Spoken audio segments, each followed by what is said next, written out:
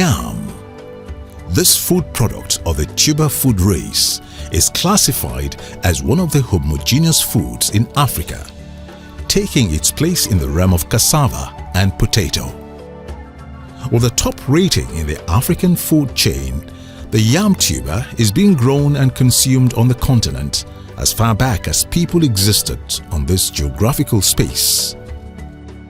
Indeed, the yam food is one of the products that drives the age-long desire of the people of Africa to attend critically to the challenges of guaranteeing food security, which is the topmost agenda of every level of governance and every cadre of human organizations that have vested interest in our people.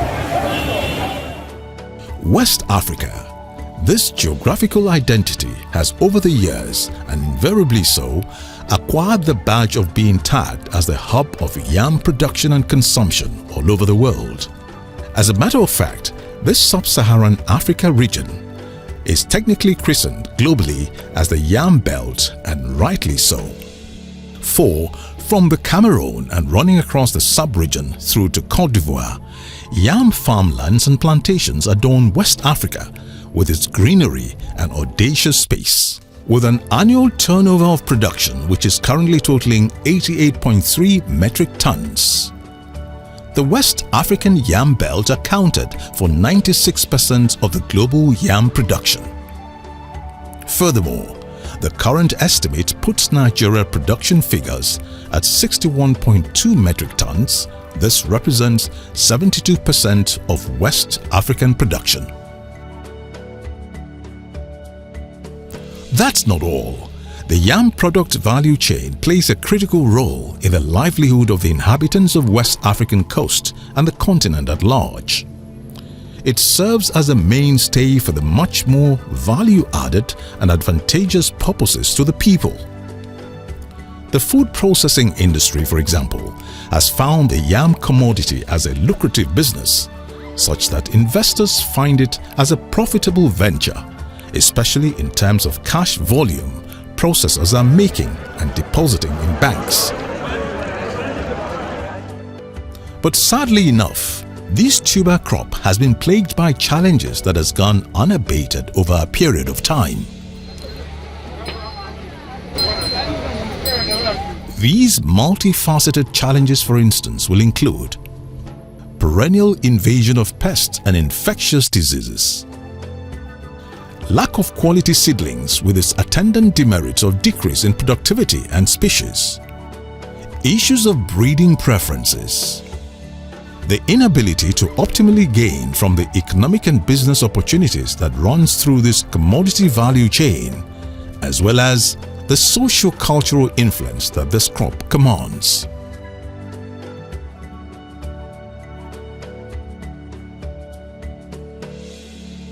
This is the IITA, the acronym for the auspicious International Institute for Tropical Agriculture, which is well known and is nested in the city of Ibadan, Oyo State in Nigeria. The IITA, among others of its corporate forte and goals, is prioritized to ensuring a food-secure future for sub-Saharan Africa. It is no surprise, therefore, that it serves as the venue of choice to host the RTB Breeding Task Force on Quality and Preferences. This event, which has in attendance an array of eggheads in the food crop research space, have converged at this venue for the root, tuber and banana RTB breeding program, with a view to deliberate on issues mitigating against the development of these farm commodities and finding the solutions to the teething challenges. The question is legitimate when you ask, what does? Expectedly, the yam crop dwells on the center stage in this meeting and is being offered by participants as the product of choice as they contribute their knowledge, expertise and research findings to the overall development of the yam crop. In all, the bedrock of this meeting draws credence from their host institution's resolve to offer solutions to hunger, poverty, and the degradation of natural resources. Although the focus of this RTB workshop dwells on quality and preferences majorly, It, however, unexpectedly so, have to consider and deal with other related issues in the pipeline for participants to deliberate on. For instance, and as earlier stated, the exponential increase in the volume of the products and its varying species at harvest, the number of tuber per stalk and per hectare, the control of pest invasion and diseases associated with tuber crop planting, the effects of climate change at all the phases of germination of yam tuber. Furthermore, the business and economic outlook for these products, both locally and for export.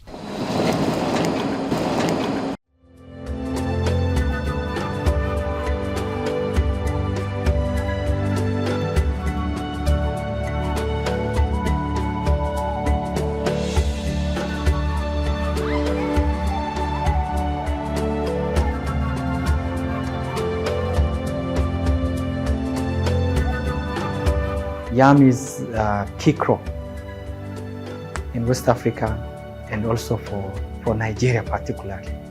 Nigeria shares about 60% of the global production for yam is coming from Nigeria.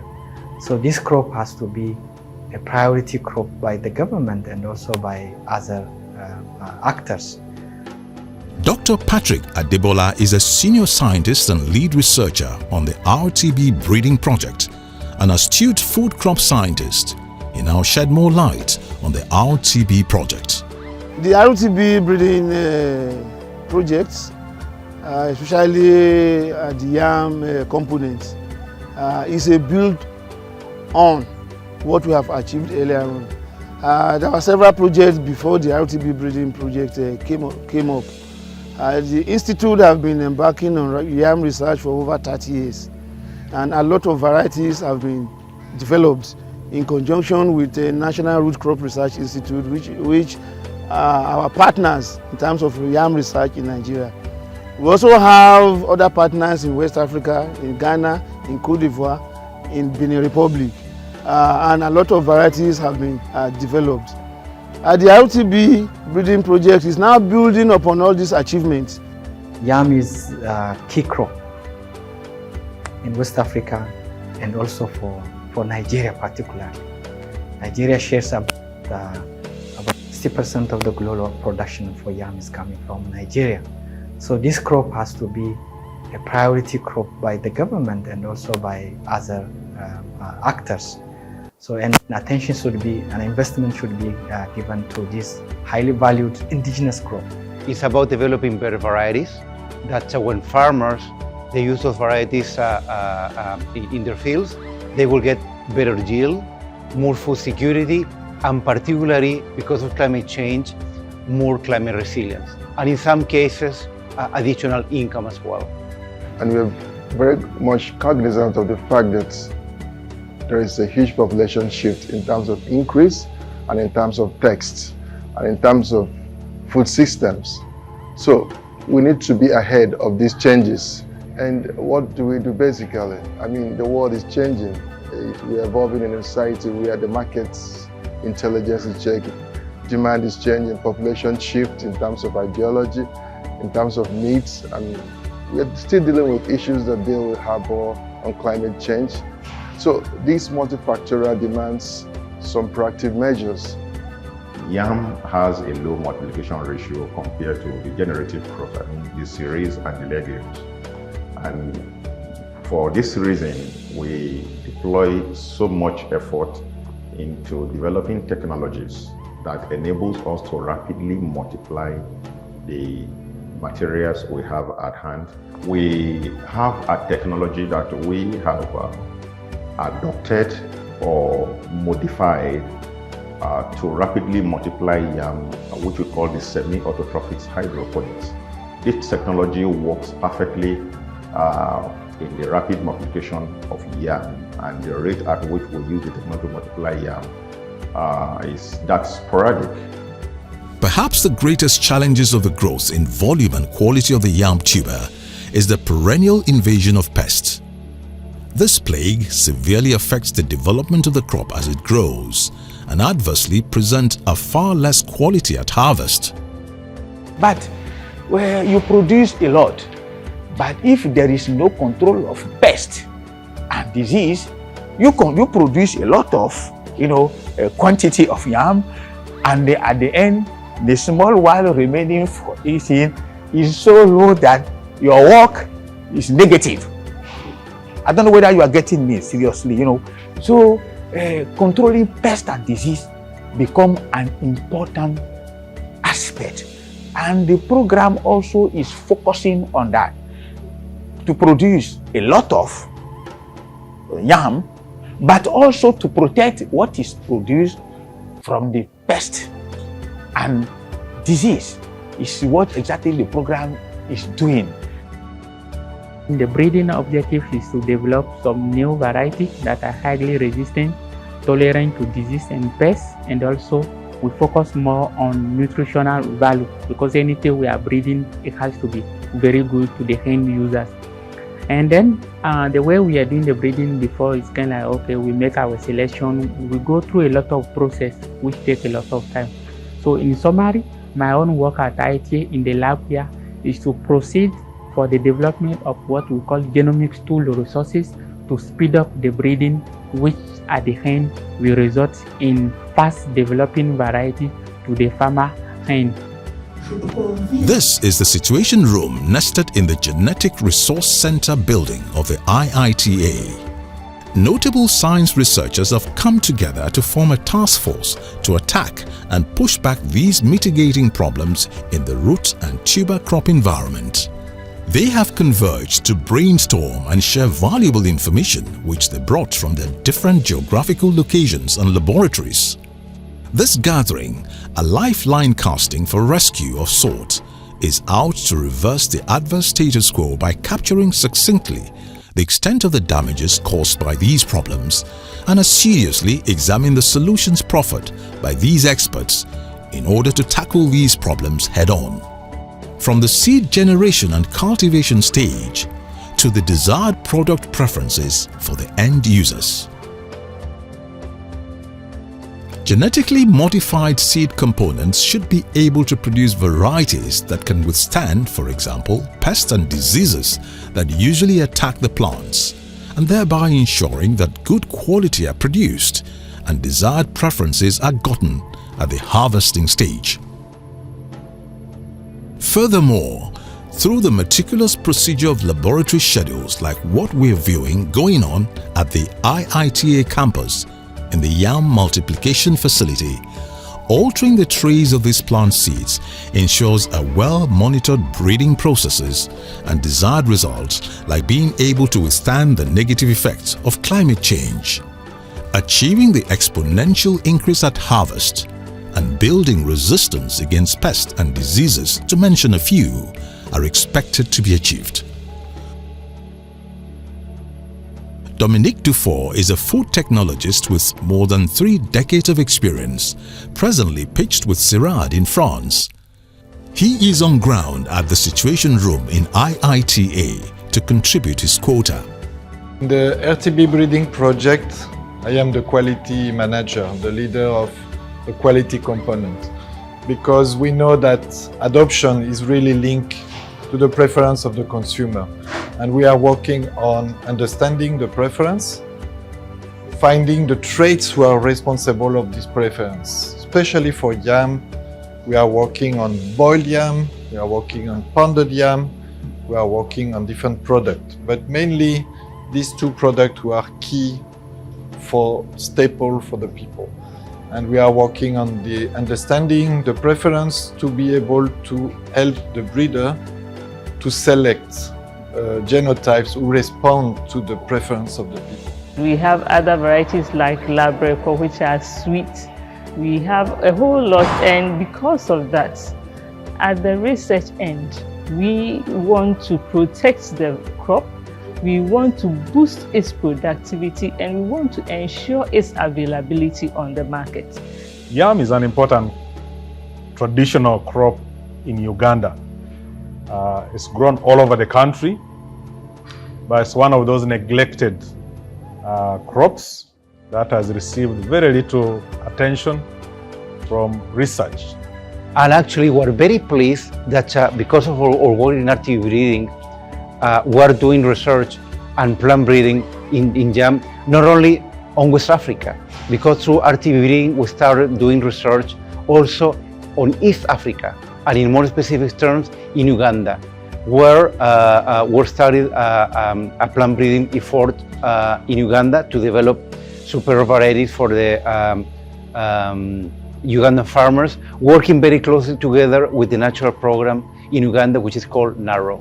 So our vision is that we will have a vibrant yam breeding program in Uganda, churning out different types of technologies, right from high yielding and disease-resistant varieties that the farmers can grow.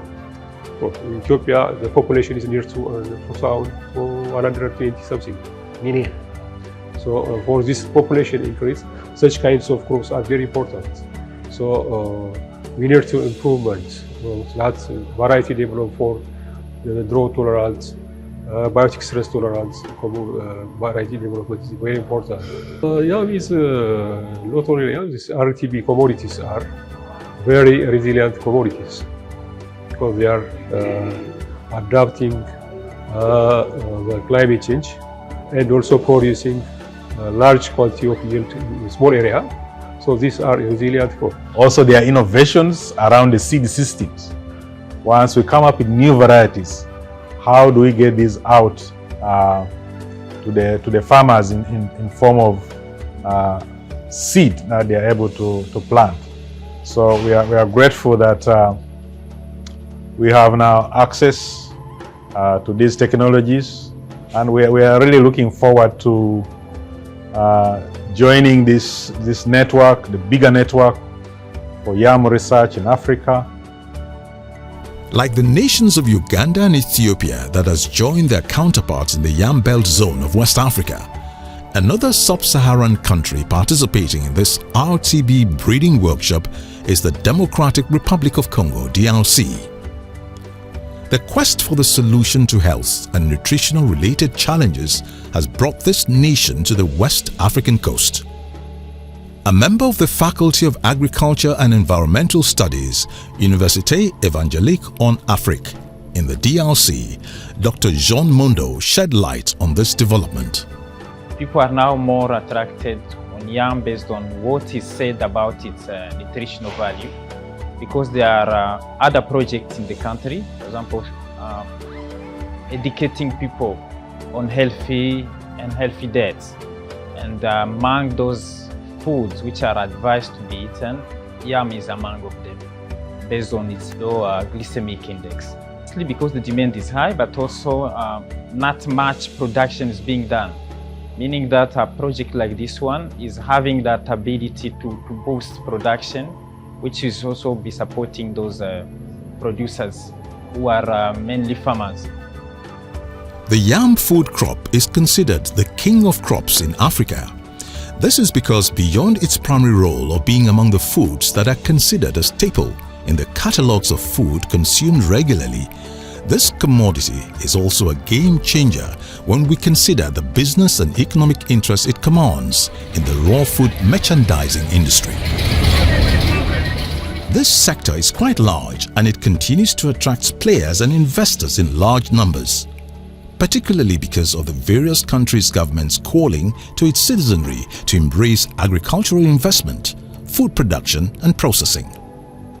This policy, which for a country like Nigeria is considered as a green revolution of sorts, alluding to the green color that pervades farmlands, has been embraced and accepted by the populace.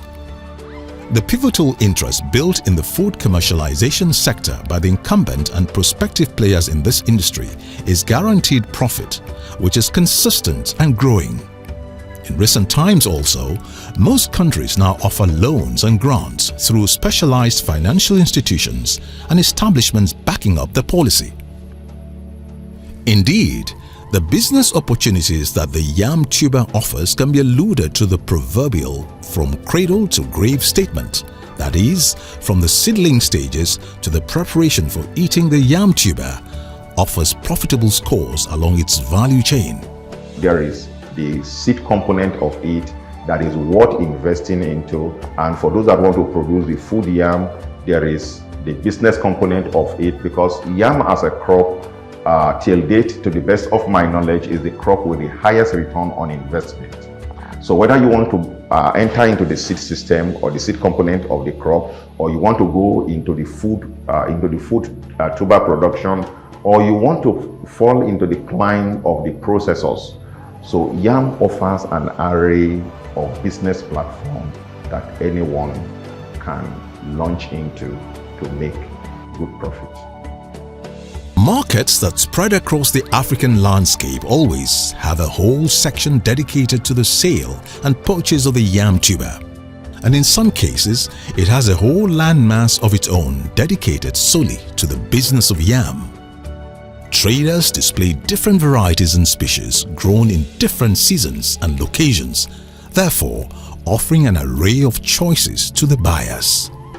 If we talk of yam, I must say that Ghana is one of the custodians of yam. We have peculiar yam varieties with peculiar tastes and attributes that everybody on the market wants it.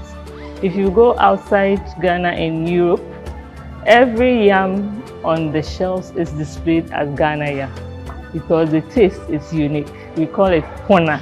If we base our food security with our indigenous crop, we can easily achieve it because we have the techniques, we have the culture, we have the market, and everything with us. The only thing we need is the government focus and also investment, and put this indigenous African crop in their strategy. So if we do that kind of thing from the government, from NGOs, from other community-based organizations, even from the business community, I think we can make a big change with this crop.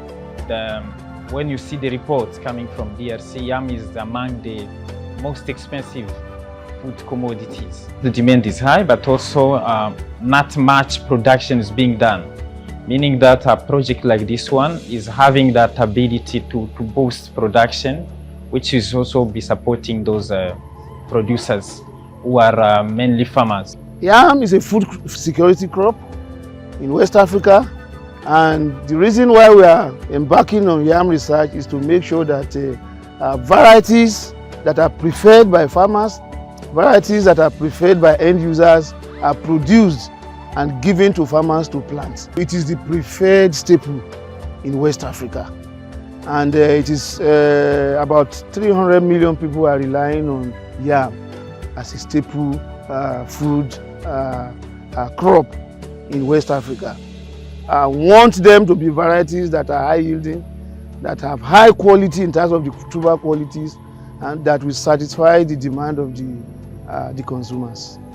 But people are most attracted in yam, especially for its therapeutic values, so medicinal values, to treat some chronic diseases such as diabetes.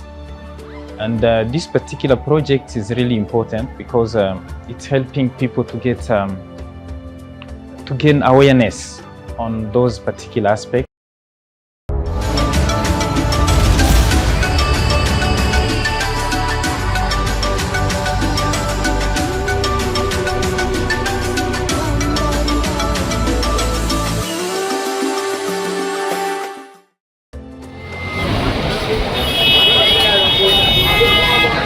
This is the popular Mile 12 market in Lagos, largely agreed to be the hub of the yam tuber business located at the outskirts of the city. A raw food commercial park tags the home of affordable quality and quantity foodstuff. Men and women traders who came from different locations all over Nigeria in their large numbers are trying to meet the needs of the huge number of buyers patronizing this park daily. A melting pot of sorts that guarantees a win-win situation for buyers and sellers.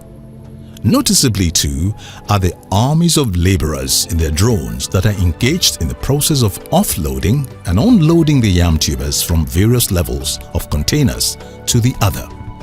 This park offers unending opportunities for a cache of workforce whose remuneration comes on a daily basis. A veritable antidote for hunger and destitution. The daily mass traffic of pedestrian and vehicular movement in this market is an eloquent testimony to the influence the yam crop has on the teeming population. For these massive transits experienced daily underscores the gainful nature of the business of the yam crop. Moreover, the array of fully loaded heavy-duty trailers bringing produce in humongous quantity from plantations and farmlands that are mostly from the northern regions of the country shows that the suppliers' market is equally able to meet up with the buyers. In the global economic landscape, African countries are oftentimes found holding the wrong end of the stick when we assess their import-export balance sheet. This is because it is a hugely import-dependent economy. Africa offers the world market raw materials and in exchange gets finished products from factories. Governments across the continent have been engaged in reducing this ratio to the barest minimum if it cannot change it altogether. Export drive policy are in the front burner of every government and economic decisions are stretched in each nation to face this challenge. Does the yam tuber, a mere food crop and at best classified as a staple food, qualify to join the league of cash crops like rubber, cocoa, cotton, oil palm, groundnut to mention a few, in helping out in the export drive of these countries and contributing to the foreign exchange earnings? The feat of Ghanaian Professor Marian Quain, a biotechnologist by training, and our team at the Council for Scientific and Industrial Research, CSIR in Ghana, can serve as an ample sample for others. The exporting of the yam tuber has been contributing to the Ghanaian foreign exchange earnings. Ghana yam, as it is popularly referred to, has gained immense popularity in food outlets abroad, especially in Europe and the US. We have a situation where people can put out any yam as Ghana yam, but we want to come up with systems that we can even authenticate that this is Ghana yam and grow it to the extent that we can hit the export market at the quantities that are required and with the quality. Because there have been situations where yams are exported and they go bad, the tubers get rotten. What can research bring on board to ensure that our yams do not lose their viability and quality as they go on the external market? So because of where we sit, the importance and and how much it is bringing for exchange rate earnings, foreign exchange earnings, we at the research end are at the top of ensuring that we enhance and boost escalating levels the production of yam in Ghana. That is how what we are doing here translates into increasing the business of the yam value chain. When we produce high quality yam, nobody wants to eat yams that have very poor quality, which means when this program is able to develop varieties that are high yielding, varieties that have very good quality in terms of poundability, varieties that have very good quality in terms of boiled yam, for it to improve the income of the farmers will get more money for their yams. At the same time, it will satisfy the consumers. In all, the yam tuber and Africans have been coexisting as long as reference can be drawn to history. The bond is quite unequivocally strong and it cuts across centuries. Evolution theory in this climb would have drawn credence with the yam crop, especially when we consider the dietary components alongside other aspects of its cultural emancipation and sustained tradition values. Dr. Jude Obidiegu is a director of YAM with the National Root Crop Research Institute, NRCRI, Umudike, Nigeria. He's been running with a set mandate of the genetic improvement of YAM. This has been his focal research priority for more than 15 years. He speaks on the traditional antecedents of the crop as well as its cultural evolution. Yam is the king of all crops, and yam is as old as man. So I think you can't separate yam from the people of West Africa. And let me tell you, even beyond our cultural ties, even issues that have to do with marriages, marriage alliances, cultural disputes, okay, land disputes, okay, I mean, yam is central because it's the pride. I mean, every other crop was actually introduced. Cassava, maize, they were all introduced. We are also working to produce some kind of ceremonial land. Like this is a niche market. We also see the same material can also, you know, if you grow in longer period of time, it can produce like 20 kg or 10 kg, and then which is not liked by the market because market, even export, it needs 2 to 3 kg. We have identified that targeting only the market because those markets, they don't need like big size tubers, which ceremonial yams. So in that kind of discourse, we identified yam for the market and yam for the ceremony. So that's how we try to address these issues in yam business. It's really attached with the socio-cultural value of the people and the society. So we really discussed about it. So what are the yams needed for markets? What are the yams needed for the cultural related ceremonies? The yam we're dealing with, the white yam, has a cultural evolution from West Africa. Genome-wide association studies and biotechnology level-based studies has proved that the center of domestication of white yam is around the River Niger Valley between the Benin Republic and Nigeria. So all the diffusions of white yam, the major center of diversity of white yam, is in the yam belt of West Africa. And now because of that diversity, the people of West Africa evolved with the yam crop. In fact, there's a saying that modern agriculture started with the cultivation of yam crop in West Africa. Now, that puts us to have an advanced yam culture over the world. And there's no part of the world that cultivates yam the way West Africans cultivate. I had yam for breakfast today, and I love it. Okay, so very clearly, crops like cassava, like yam, they are really part of the culture in Nigeria. They are not just food, they are not just a source of energy for the body. I think that it's, it feels so good to me about it that yam, cassava, they are part of the culture. Why is this crop so important to the people of West Africa? It's important because man evolved with the crop. So the crop identifies the people. The crop gave the identity of West Africans. And that is seen between Benin Republic, between Cameroon up to Côte d'Ivoire.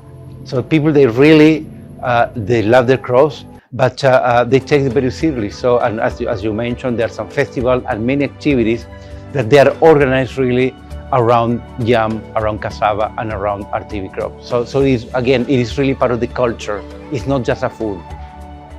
It is an experience for people. No, not farmers, but who are mainly women. Because a recent survey we made, almost all the person trading yam in DRC are women. Meaning that with a project like RTB, there is that potential to touch that particular group. And you talk about the New Yam Festival that defines for every community across the yam belt the starting of the planting season and the end of the planting season.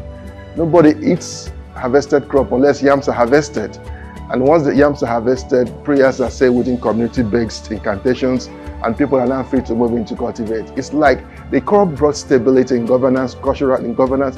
The crop brought prosperity. The crop brought some level of order. The crop was governance-based.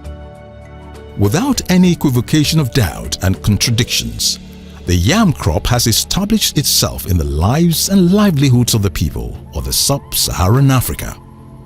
We have our breeding objectives. And the breeding objectives can range from yields, improving in the yields, to disease resistance or tolerance.